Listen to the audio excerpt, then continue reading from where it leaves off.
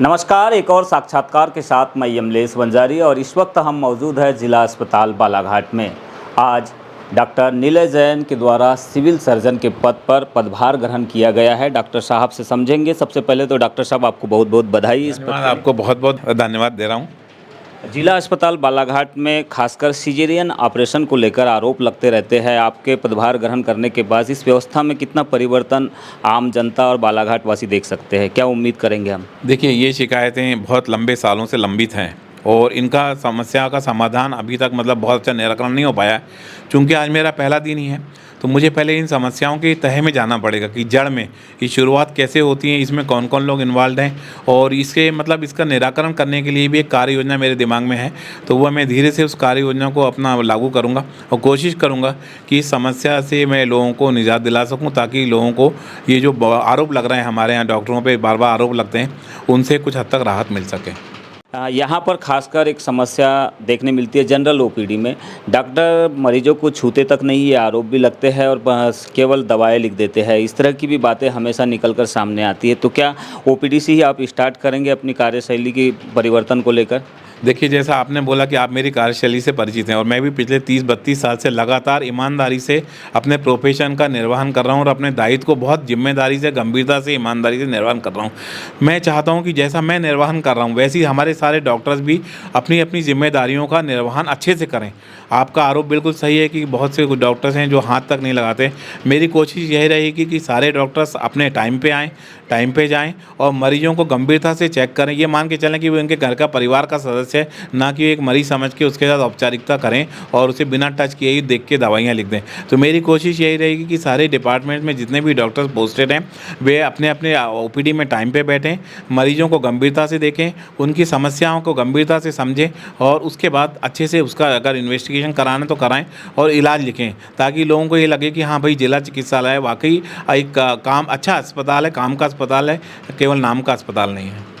जिला अस्पताल में जितने भी नवीन कार्य हुए हैं, उनकी टेंडर प्रक्रियाओं को लेकर भी काफ़ी सवाल उठते रहे हैं। समय समय पर इसकी खबरें भी बाहर आती रही है। क्या आगे हम उम्मीद करेंगे, एक्सेप्ट कर सकते हैं कि इनकी भी कुछ फाइलें खुलेगी, जांच होगी? क्योंकि यहाँ पर काफ़ी काम हुए हैं बीते 5 सालों में।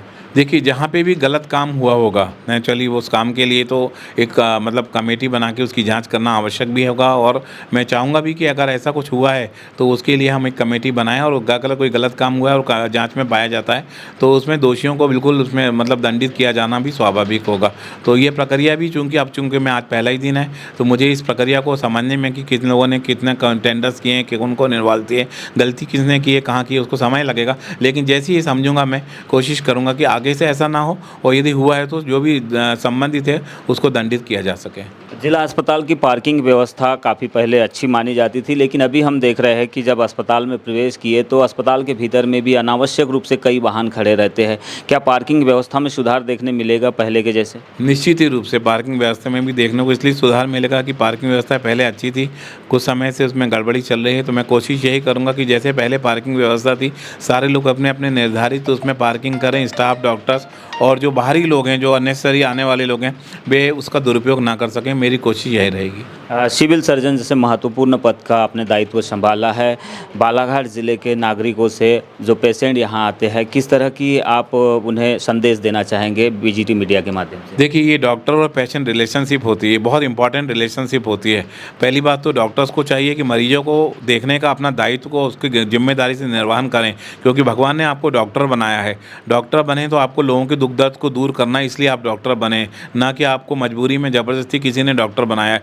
दूसरी चीज़ ये भी है कि आप मरीजों को भी चाहिए कि वे अगर आते हैं अस्पताल तो डॉक्टर्स के साथ उनका भी एक बायलैटरल रिलेशनशिप होना चाहिए कि भाई डॉक्टर बैठे हैं, देखेंगे हमें को, हमारे दुख का निवारण करेंगे, टेस्ट कराएंगे, थोड़ा संयम बरतें। दोनों यदि अच्छे से आपस में आपसी सामंजस्य से चलेंगे तो मुझे लगता है कि किसी को कोई तकलीफ नहीं होगी। इसका मैक्सिमम फ़ायदा जो होगा वो मरीजों को होगा। तो मेरी कोशिश यही रहेगी, सारे डॉक्टर्स अपने कामों को गंभीरता से करें, समय पे आएँ, समय पे जाएँ, मरीजों को अच्छे से चेक करें, प्रॉपरली उनका इन्वेस्टिगेशन कराएँ, जाँच कराएँ, ट्रीटमेंट अच्छे से लें। और मरीजों से मेरी अपेक्षा यही है कि वे भी अस्पताल में जो नियम होते हैं, कानून होते हैं, उनका पालन करें, ताकि अनावश्यक भीड़ ना लगे और बिना कारण से दूसरे लोगों को परेशानी ना हो।